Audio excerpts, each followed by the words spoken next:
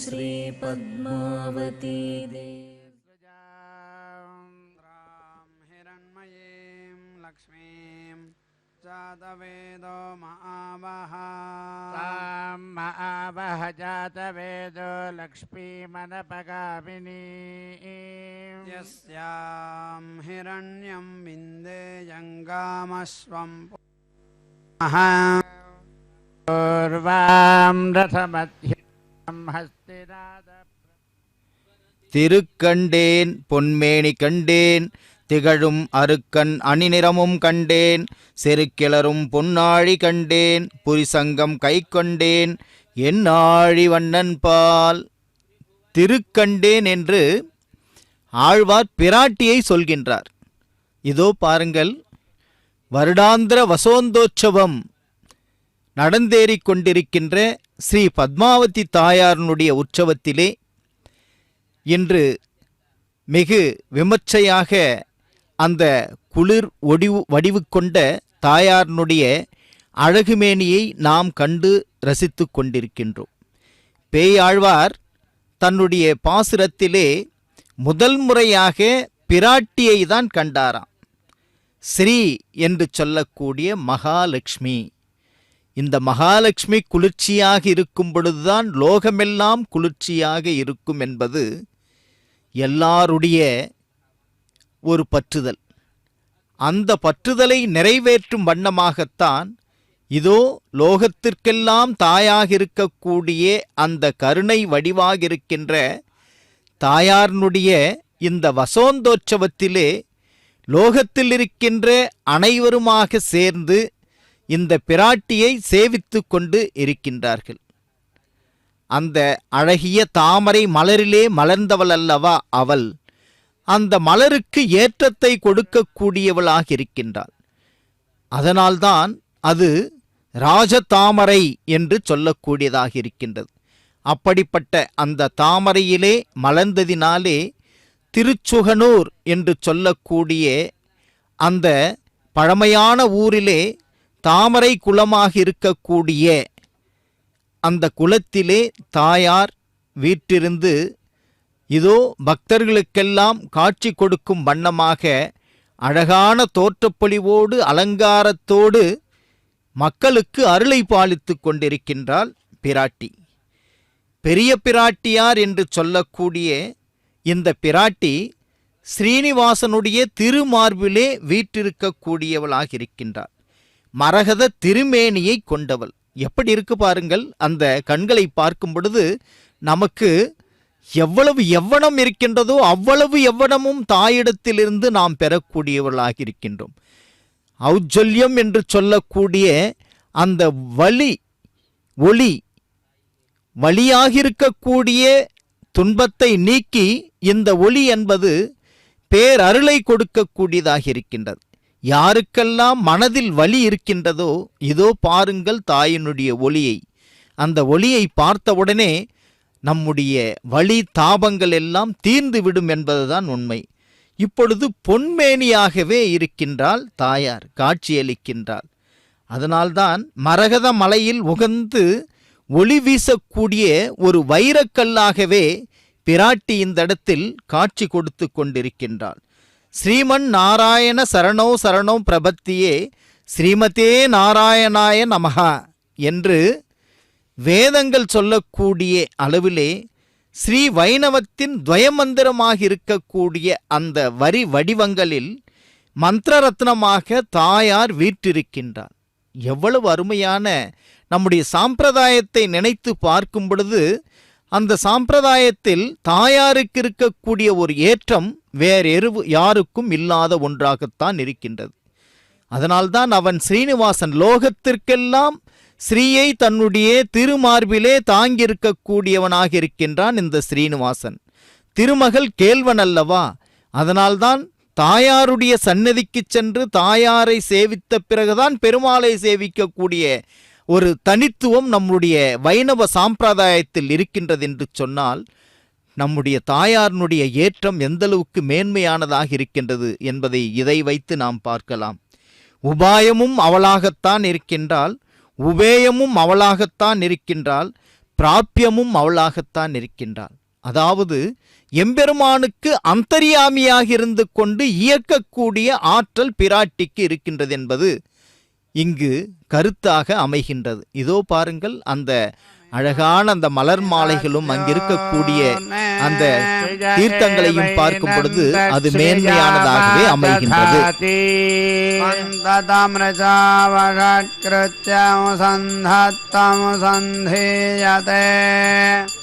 பிரஜயா பசுபிஹ ஏவம் வேதா ஓம் மகாதேவ்யை ச வித்மஹே விஷ்ணுபத்யை ச தீமஹி தன்னோ லக்ஷ்மீ பிரச்சோதயாத். ஓம் மகாதேவ்யை ச வித்மஹே விஷ்ணுபத்யை ச தீமஹி தன்னோ லக்ஷ்மீ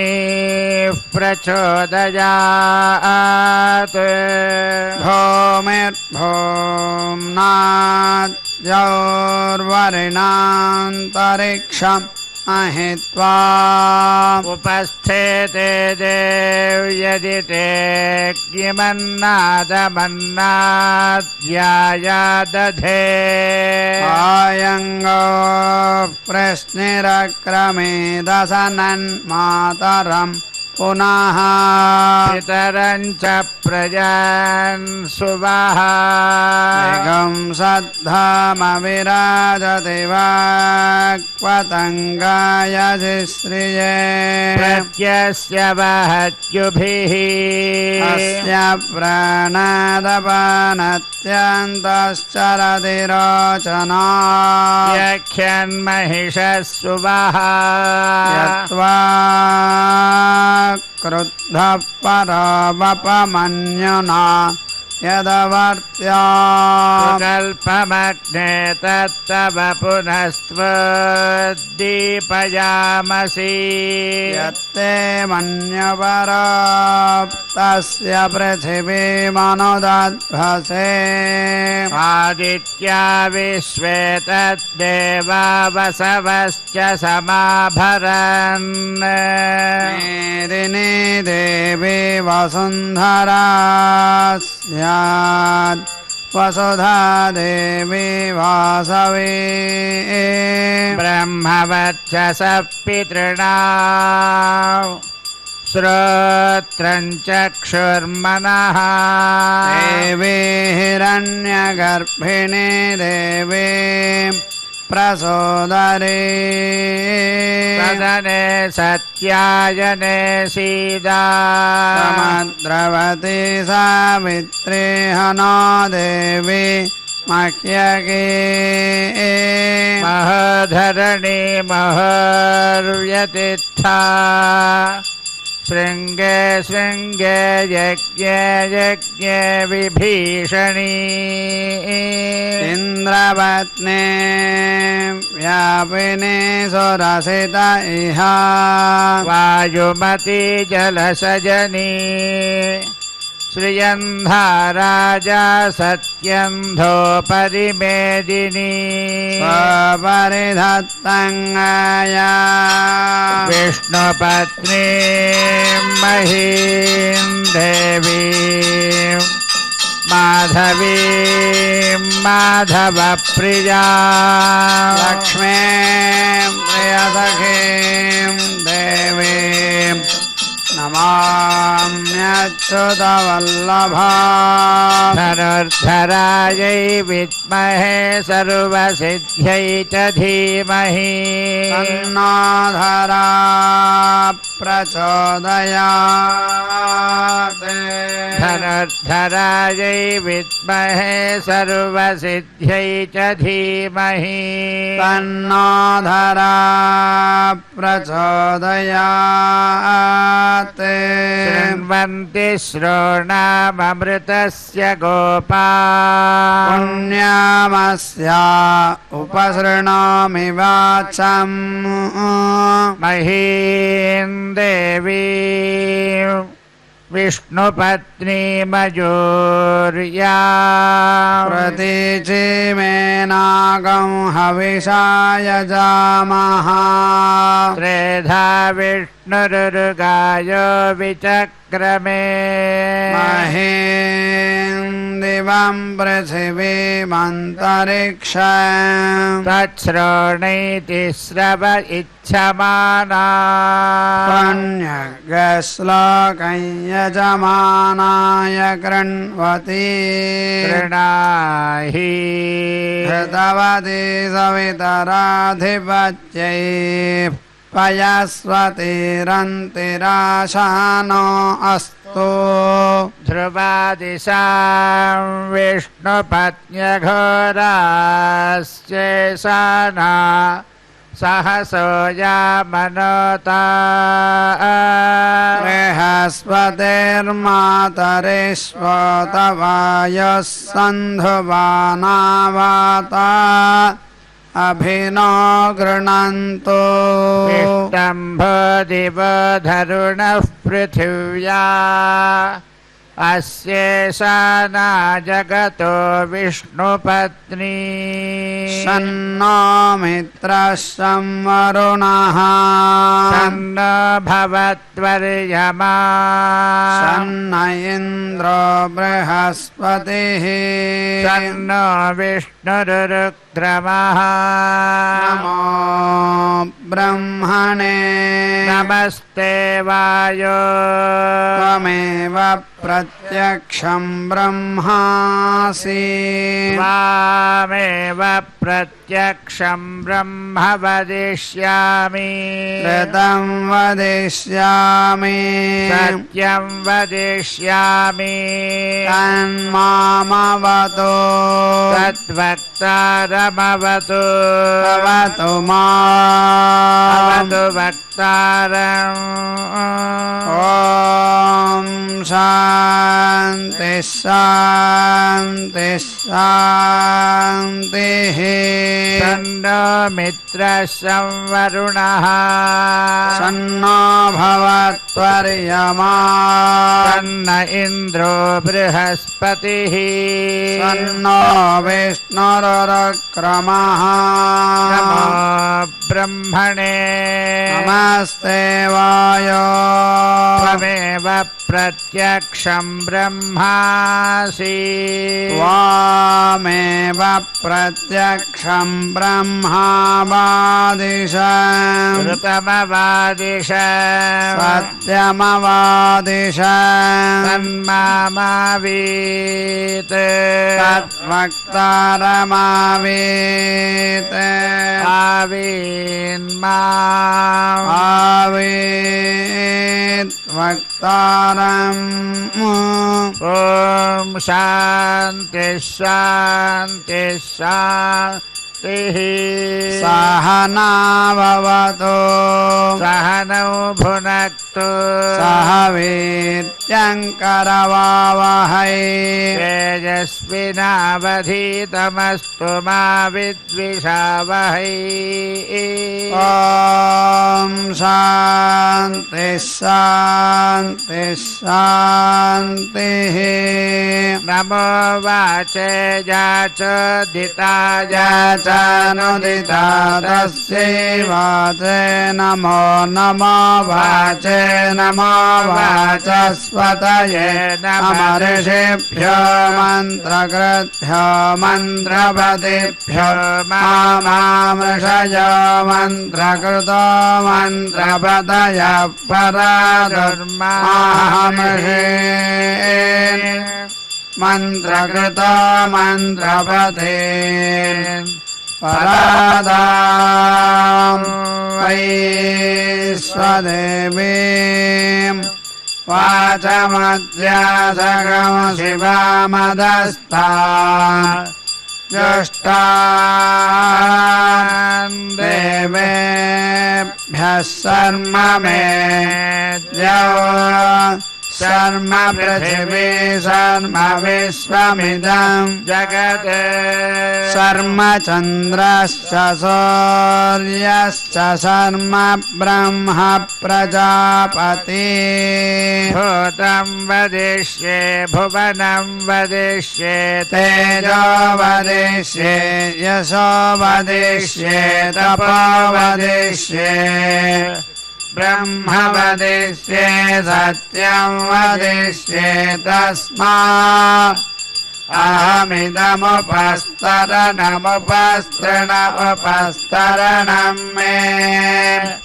प्रजायै पशूनां भूयादुपस्तरणमहं प्रजायै पशूनां भूया सम्प्राणापानौ मृत्यो मा पातं प्राणापानौ माम आदिष्टं मधुमनिष्ये मधुजनिष्ये मधुवक्ष्यामि मधुवदिष्यामि मधुमती देवेभ्यो वाचमुद्यासगो शुश्रूषेण्या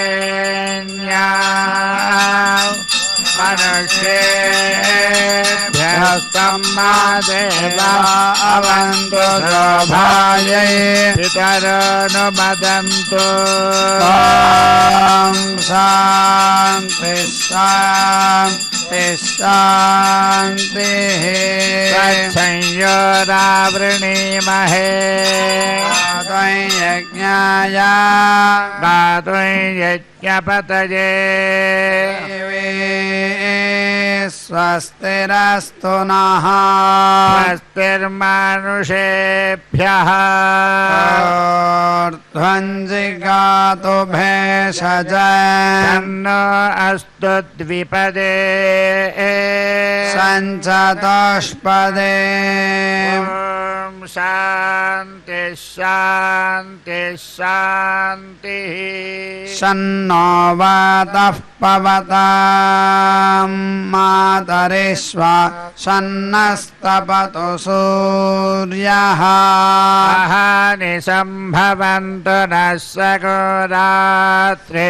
प्रतिधीयतामुषण यच्छतु समादित्य उदेतु नः शिवानः सन्तमा भव सुमृडीका सरस्वती माते व्योमसन्दृशे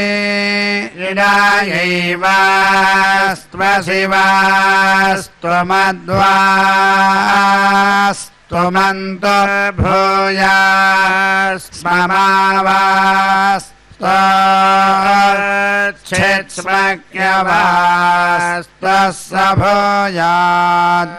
यस्मान् द्वेष्टियं च वयं द्वेष्मः प्रतिष्ठासे प्रतिष्ठावन्तो भूयास्ममा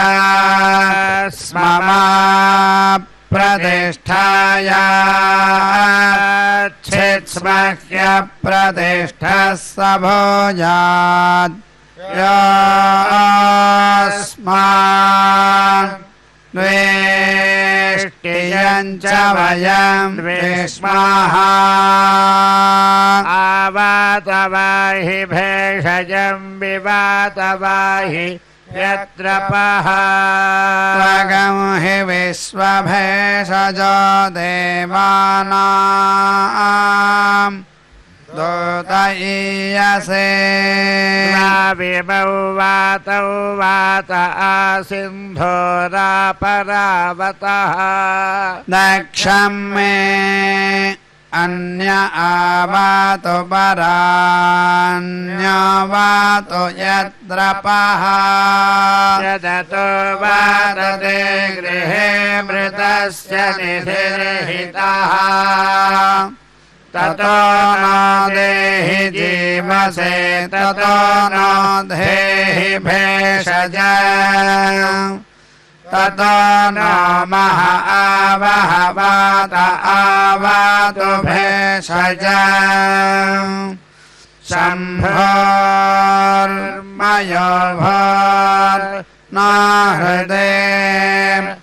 प्रणआयोगंसितारिषते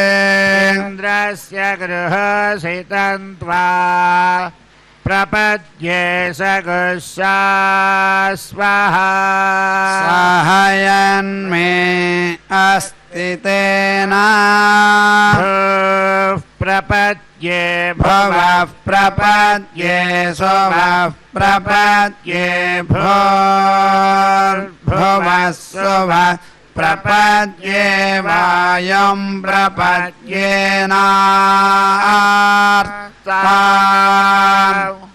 देवतां प्रपद्ये स्मारमाघनं प्रपद्ये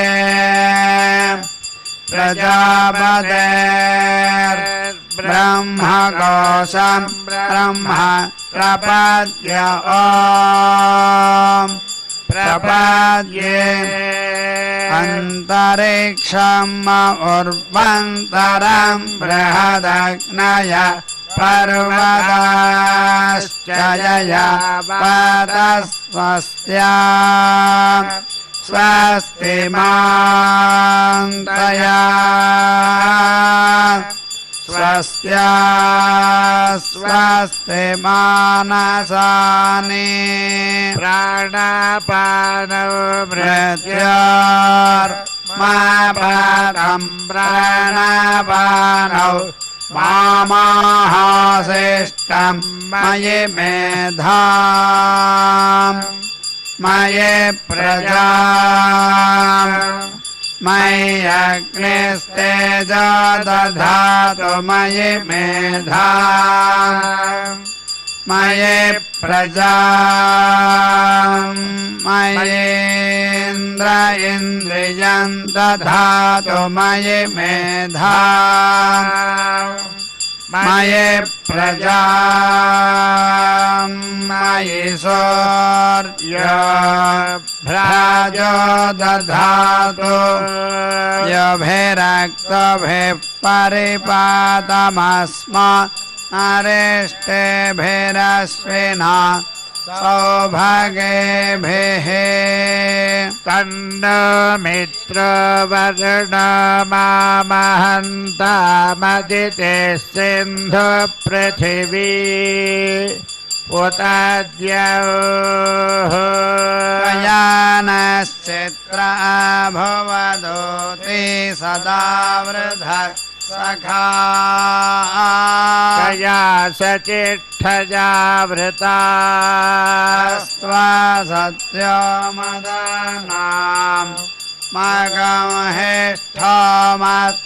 मगमहिष्ठमत्सदन्धसः दृढाचिदारुजे वसु अभिषुनः सखेन मविता चरितॄणाम् शतं भवास्योतिभिः पयस्वपर्णा उपसेदुरिन्द्रं प्रियमेधाऋषयो नाधमानाः अपध्वान् तमोर्नहि बोध्यचक्षर्मध्यस्मान् निधयेव बद्धान् सन्नो देवीरभीष्टया भवन्तु वेदये त्रय्योरभिस्रवन्तु नः ईशानामार्याणां क्षयन्ति चर्षणीनाम् अपजाचामि भेषज सुमित्रान अपौषधयः सन्तदर्मित्रास्तस्मै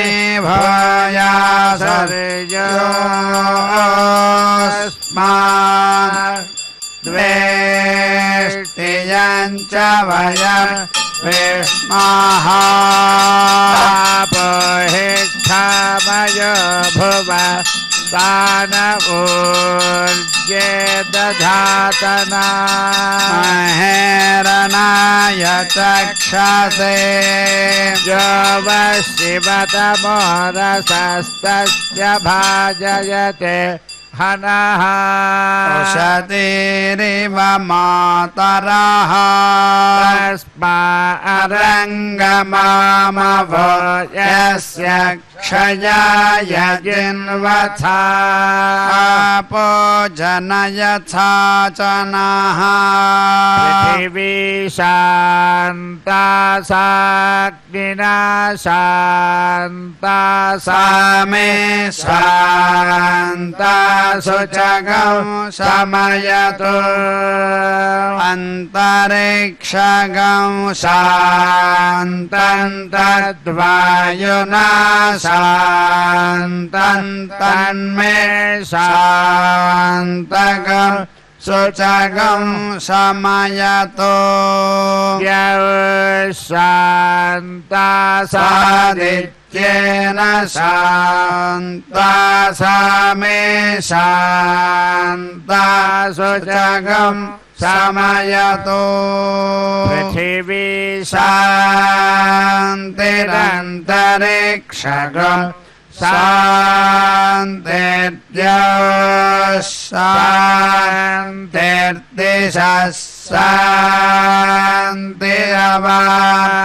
शान्तिरवान्तरदिशा शान्तिरग्निः शान्तिर्वायुः शान्तिरादित्यः शान्तिश्चन्द्रमाः शान्तिर्नक्षत्राणि शान्तिरापः शान्तिरोषधयः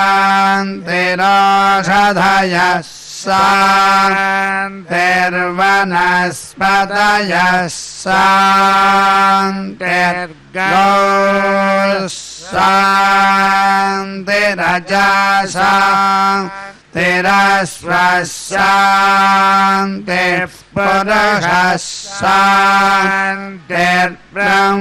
शान्तिर्ब्राह्मणः शान्तिः शान्तिरेव शान्तिः शान्तिर्मे अस्तु शान्तिः याहगं शान्त्या सर्वशान्त्या मह्यं द्विपदे चतुष्पदे च शान्तिं करोमि शान्तिर्मे अस्तु शान्तिः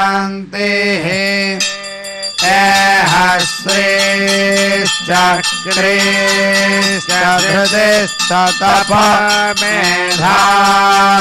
प्रतिष्ठा श्रद्धा सत्यं धर्मः चैतामिमो तिष्ठन्तमनो तिष्ठन्तु मामागश्रीश्च क्रीश्च धृतिश्च तपमेधा प्रतिष्ठा श्रद्धा सत्यं धर्मश्चैतानि मामाहाशिषुः उदायुषा स्वायुष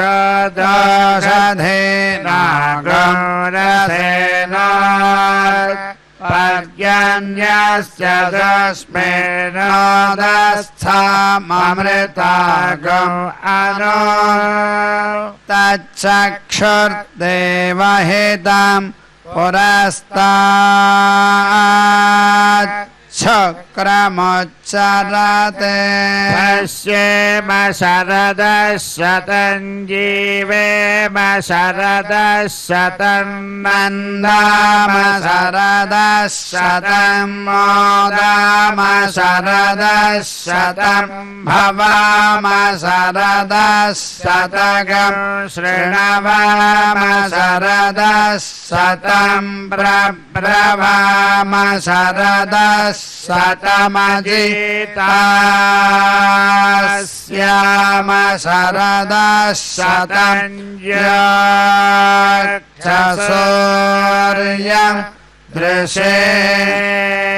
य उदगान्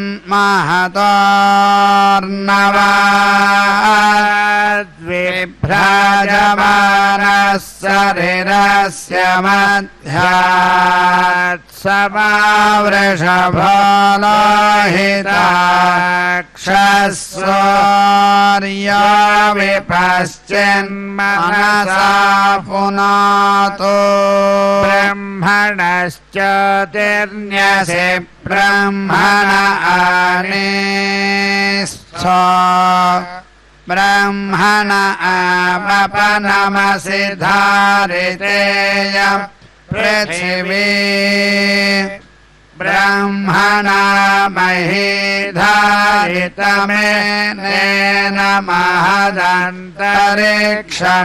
दिवं दाधार पृथिवी गो सदेवा यदहं वेद तदहं धारयामि माम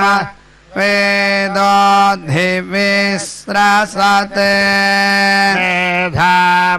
मेधामनीषेवा विशदागं समीची भूतस्य भव्य स्यावरुध्यै सर्वमायुरयानि सर्वमायुरयानि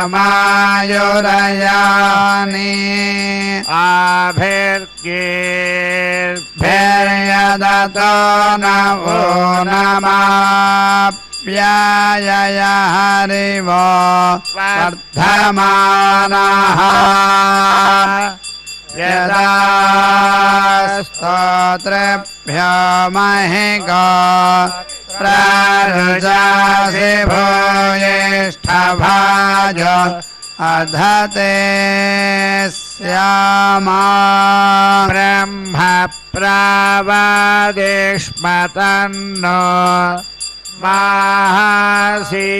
माहासीत् ॐ शान्तिः शान्तिः शान्तिः दीक्षां व्याख्या श्यामः वर्णस्वरः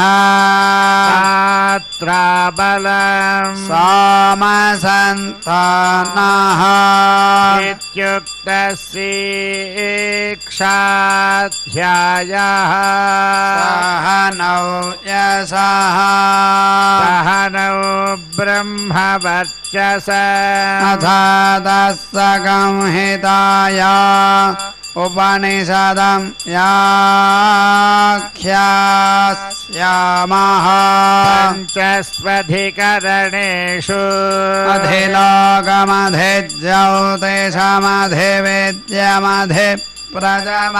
अधिलोकमधिज्योतिषमधिप्रजमध्यात्मा महासंहिता इत्याचक्षते अथाधिलोक पृथिवी पूर्वरूपं द्योरुत्तररूपम्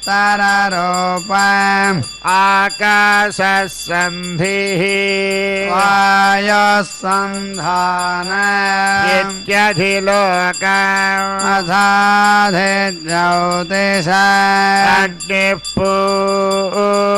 अग्निपूर्वरूपम् आदित्य उत्तररूपम् आपसन्धिः वैद्युतः सन्धानम् इत्यधिज्योतिषम् साधिविद्या आचार्यः पूर्वरूपम् अन्तेवास्योत्तररूपम् विद्यासन्धिः प्रवचनकं सन्धानम् इत्यधिविद्याम् असाधिप्रजा माता पूर्वरूपम् पितोत्तररूपम् प्रजासन्धिः प्रजननकं सन्धानम् इत्यधिप्रजा अधाध्यात्मा अधराहण पूर्वरूपम् उत्तराहणरोत्तररूपम् वाक्सन्धिः जिह्वा सन्धानम् इत्यध्यात्मा इति मामहासंहिताः य एवमेतामहासंहिता व्याख्याता वेदा सन्धीयते प्रजया पशुभिः ब्रह्मवर्चसेनान्नाद्येन सुवर्गेण लोकेन यश्छन्दसा वृषभो विश्वरूपः छन्दोभ्योऽध्यमृतात् सम्बभूव समेन्द्रो मेधया स्पृणोतु अमृतस्य देवधारणो भूयास शरीरं मे विचर्षण जिह्वा मे मधुमत्तमा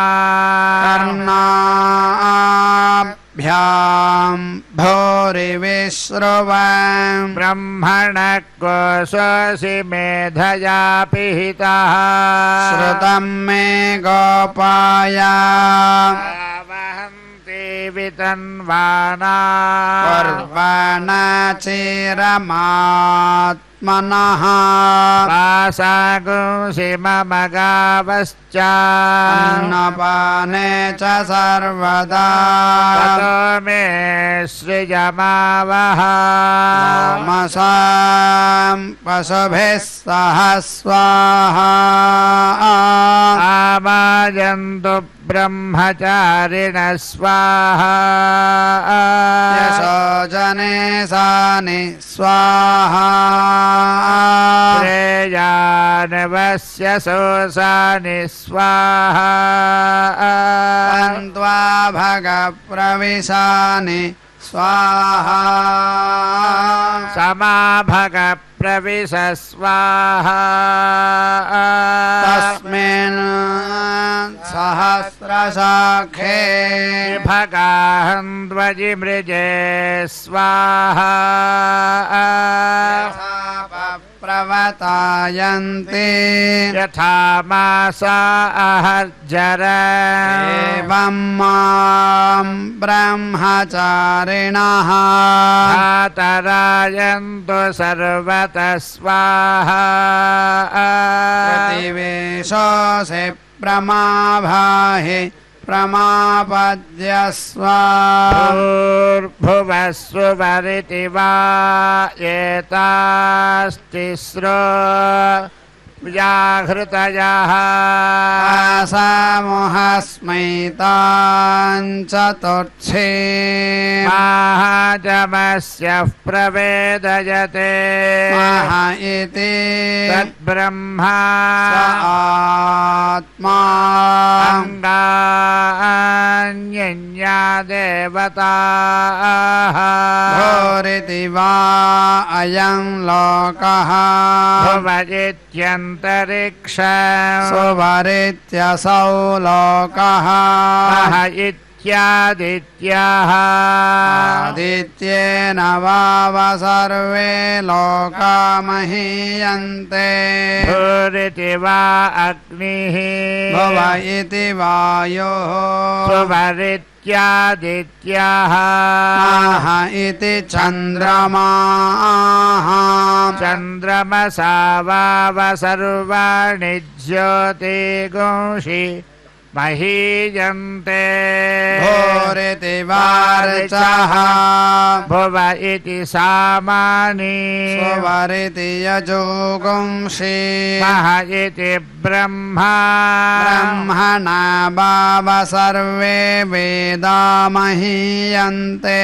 भूरिति वै प्राणः भव इत्यपानः सुभरिति व्यानः आह इत्यन्नम् अन्नेन वाव सर्वे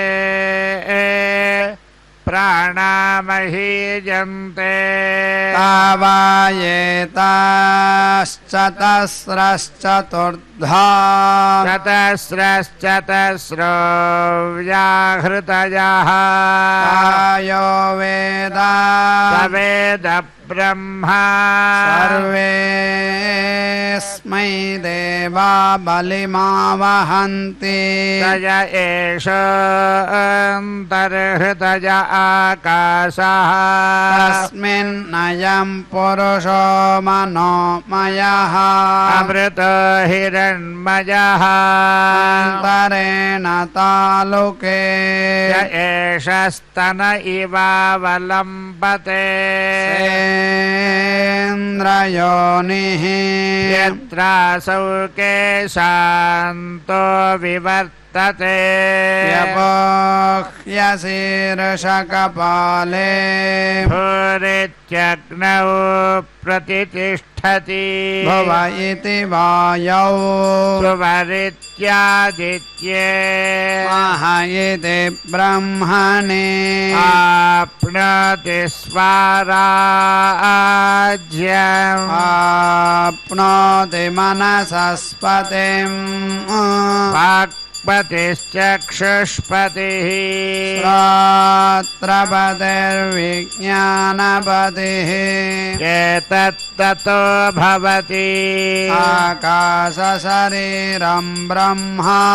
सत्यात्मप्राणारामं मन आनन्दम् शान्तिसमृद्धममृतम् इति प्राचीनयोग्योपास्वा पृथिव्यन्तरिक्षं ज्योतिषो वा करदिशाः अग्निर्वायुरादित्यश्चन्द्रमा नक्षत्राणि आप ओषधयो वनस्पतय आकाश आत्मा इत्यधिभूता अथाध्यात्मा प्राणो व्यानपान उदानः समानः चक्षुश्रोत्रं मनोवाक्पक् चर्ममागुंसकृष्णावास्थिमज्जा एतदधिविधाय ऋषिरवोचते पाङ्क्तं वा इदगुं सर्वम् पाङ्क्तेनैव पाङ्क्तज्ञस्पृणोतीति ओमिति ब्रह्मा ओमितीदगं सर्वम् ओमित्येतदनुकृतिः स्म वा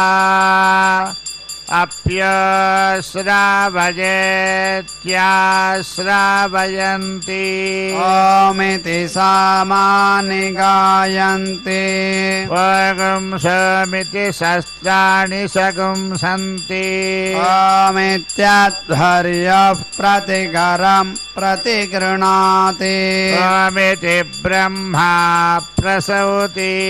ओमित्यग्निहोत्रमनुजानाति ओमिति ब्राह्मण प्रवक्ष्यन्नाः ब्रह्मोपाप्नवानीति ब्रह्मैवोपाप्नोति श्रुतं च स्वाध्याय प्रवचने च सत्यं च स्वाध्याय प्रवचने च तपश्च स्वाध्याय प्रवचने च तमश्च स्वाध्याय प्रवचने च समश्च स्वाध्याय प्रवचने च अग्नयश्च स्वाध्याय प्रवचने च अग्निहोत्रं च स्वाध्याय प्रवचने च अतिथयश्च स्वाध्याय प्रवचने च मानुषं च स्वाध्याय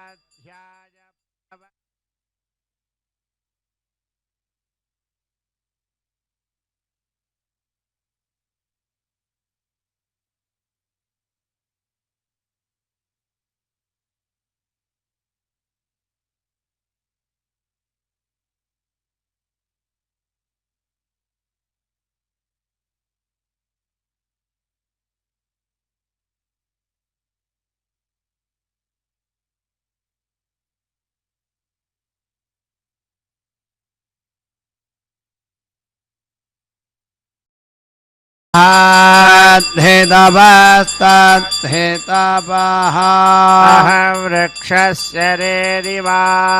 कीर्तिः पृष्ठं गिरेरिव ऊर्ध्वपवित्रो वाजिनीव स्वभृतमस्मि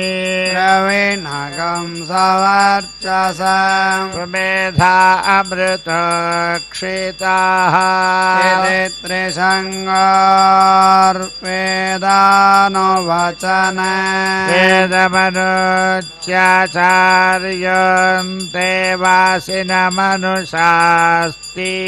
सत्यं वद धर्मं चरा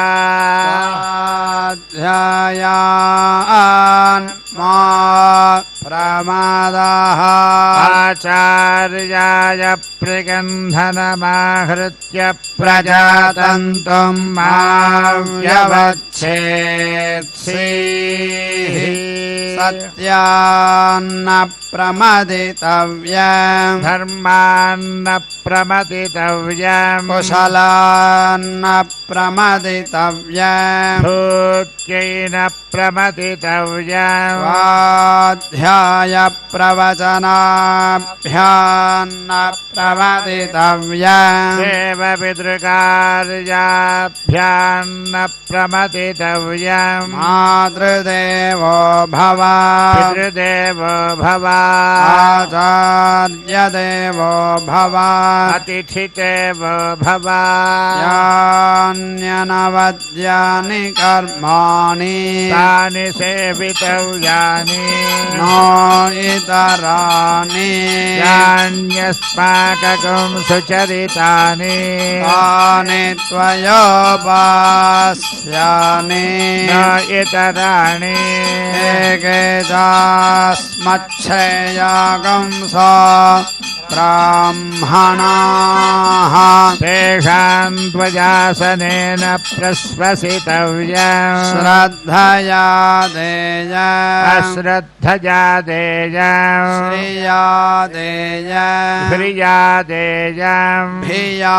देयम् संविदा देयम् अथ यदि ते कर्म विचिकित्सा वा वृत्तविचिकित्सा वा स्यात् एतत्र ब्राह्मणाः सम्मर्षिणः युक्ताः अलोक्षा धर्मकामाः स्युः यथा ते तत्र वर्तेरन् तथा तत्र वर्तेथाः तथाभ्याख्यातेषु एतत्र ब्राह्मणाः सम्मर्षिणः मरिषिणः युक्तायुक्ताः अलुक्षाधर्मकामा स्युः यथा ते तेषु वर्तेरन् तथा तेषु वर्तेथाः एष आदेशः एष उपदेशः एषा वेदोपनिषत् एतदनुशासनम् एवमुपासितव्यम् एवमुचैतदुपास्यम् सन्नो मित्रः संवरुणः तन्नो भवत्वर्यमा तन्न इन्द्रो बृहस्पतिः तन्नो विष्णुरुक्रमः नमो ब्रह्मणे नमस्ते वायो त्वमेव प्रत्यक्षं ब्रह्मासि त्वामेव प्रत्यक्षं ब्रह्मावादिश प्रथमवादिश सत्यमवादिश तन्मामावीत् तद्वक्तारमावीत् आवीन्माम् आवीद्वक्तारम् ॐ शान्तिः शान्तिः शान्तिः सहनाववतु सहनौ भुनक्तु सह वीर्यङ्करवावहै तेजस्विनावधीतमस्तु मा विद्विषावहै ॐ शान्तिः शान्तिः शान्तिः ब्रह्मविदाप्नोति परम् तदेशाभ्युक्ता सत्यं ज्ञानमनन्तं ब्रह्मा यो वेदनिहितं गुहायाम् परमे व्योमन् साश्नते सर्वान् कामान् सः ब्रह्मणा विपश्चितेति तस्माद्वा एतस्मादात्मन आकाशः सम्भूतः आकाशाद्वायुः वायोरग्निः अग्नेरापः अद्भ्यः पृथिवी पृथिव्या ओषधयः ओषधीभ्यान्नम् अन्नात् पुरुषः स वा एष पुरुषोन्नरसमयः तस्येदमेव शिरः अयम् दक्षिणः पक्षः अयमुत्तरः पक्षः अयमात्मा इदम् पुच्छम् प्रतिष्ठा तदप्येष श्लोको भवति अन्नाद्वै प्रजाः प्रजायन्ते याः काश्च पृथिवीगश्रिताः अथ अन्ने नैव जीवन्ति अथैनदपि यन्त्यन्ततः अन्नगं हि भूतानां ज्येष्ठम् तस्मात् सर्वौषधमुच्यते सर्वं वैतेन्नमाप्नुवन्ति येन्नं ब्रह्मोपासते अन्नगं हि भूतानां ज्येष्ठम् तस्मात् सर्वौषधमुच्यते अन्नात् भूतानि जायन्ते जातान्यन्नेन वर्धन्ते अद्यतेत्ति च भूतानि तस्मादन्नं तदुच्यत इति तस्माद्वागेतस्मादन्नरसमयात् अन्यान्तर आत्मा प्राणमयः तेनैष पूर्णः स वा एष पुरुषविध एव तस्य पुरुषविधता अन्वयं पुरुषविधः तस्य प्राण एव शिरः व्यानो दक्षिणः पक्षः अपानवुत्तरपक्षः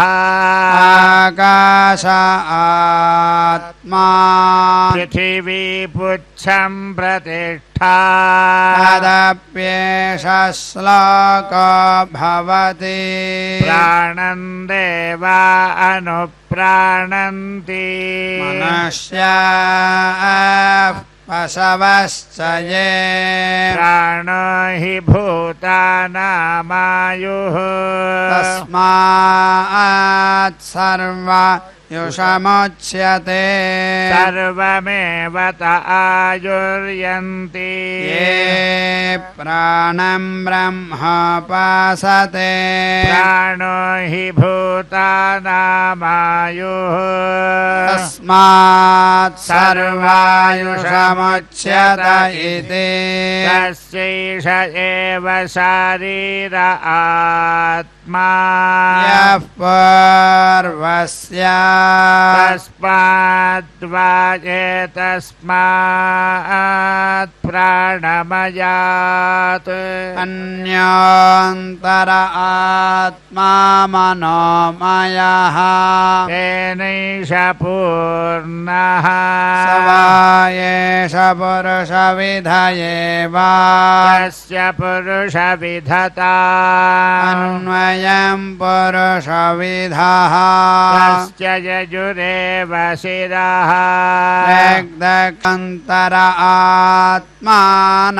आत्मानन्दमयः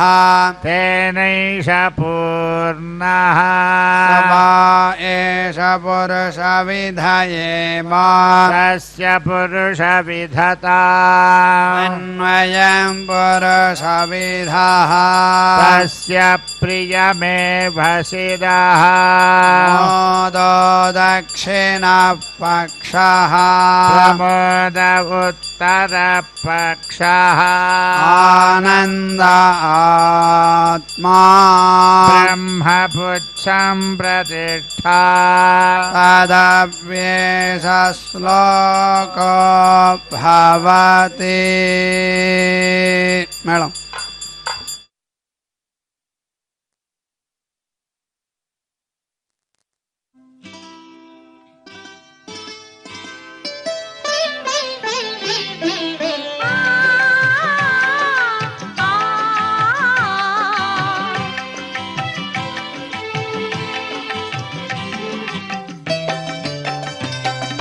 గంధము పూసే వేళ కమ్మని మేన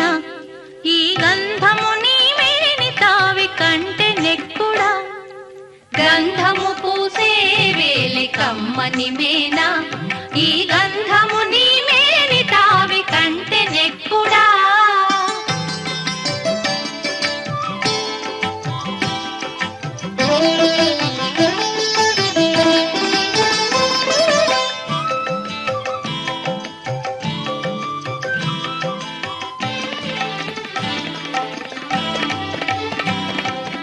అద్దము చూచే వేళే అప్పటప్పటికి అద్దము నీ మోము కంటే అపురూపమా అద్దము చూచే వేళే అప్పటప్పటికి అద్దము నీ మోము కంటే అపురూపమా ఒత్తిక తామర విరిని ఒత్తేవు కన్నులా ఒత్తిక తామర విరిని ఒత్తేవు కన్నులా దగ్గరి కన్నుల కంటే కమలము ఘనమా గద్దరి కన్నుల కంటే కమలము ఘనమా గంధము పూసే వేళ కమ్మని మేనా ఈ గంధము నీ మేని తావి కంటే నెక్కుడా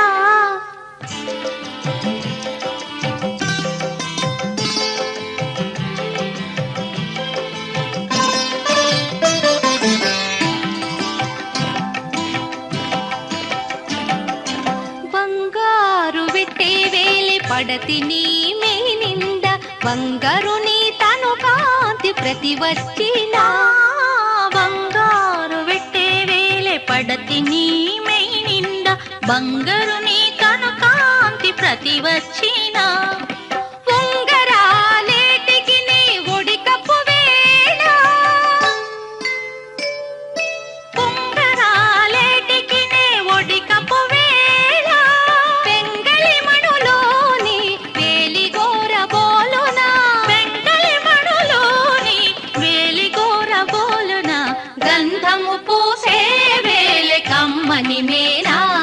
ఈ గంధము నీ మేని తావి కంటే నెక్కుడా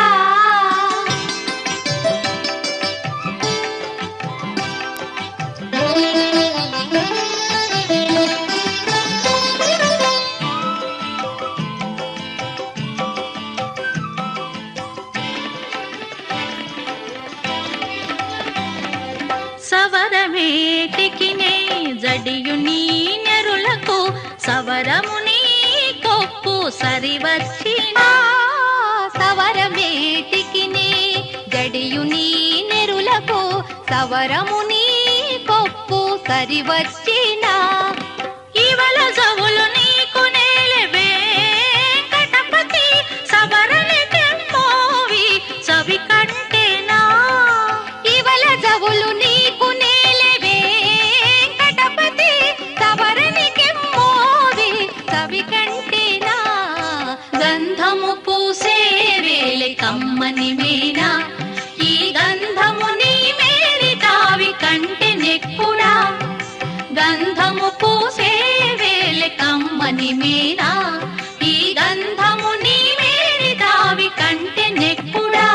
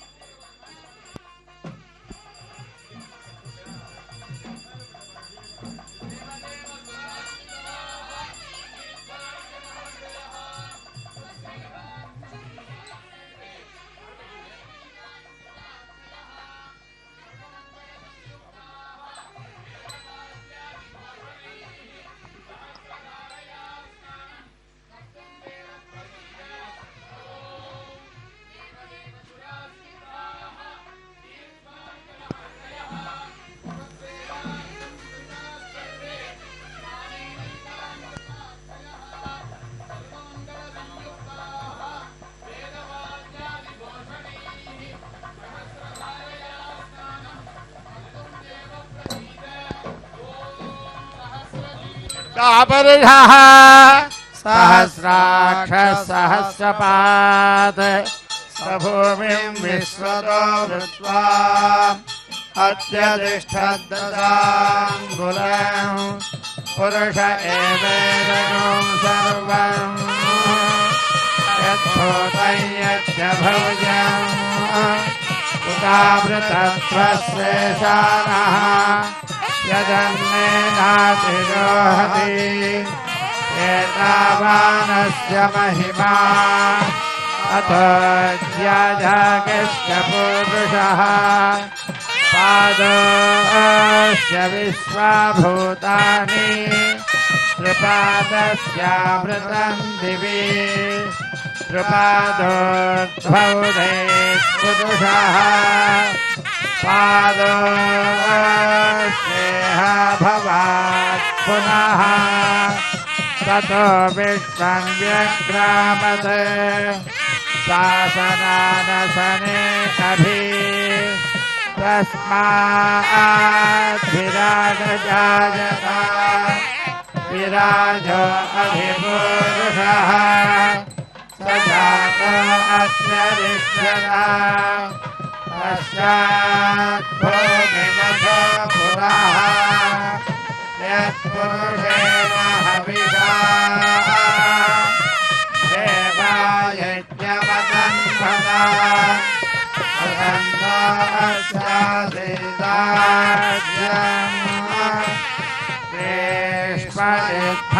ग्रीष्मजिह्मस्वरद्भविः सप्तास्यासम्पतिधयः त्रे सप्तसमिधकृताः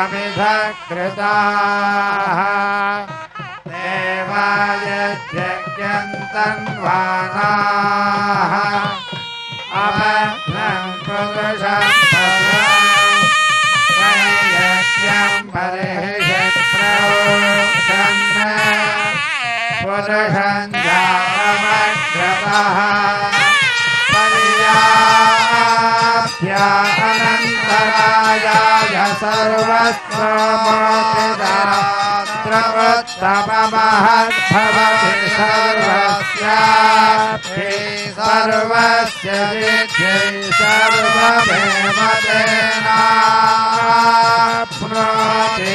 सर्वं जयति हरिः ॐ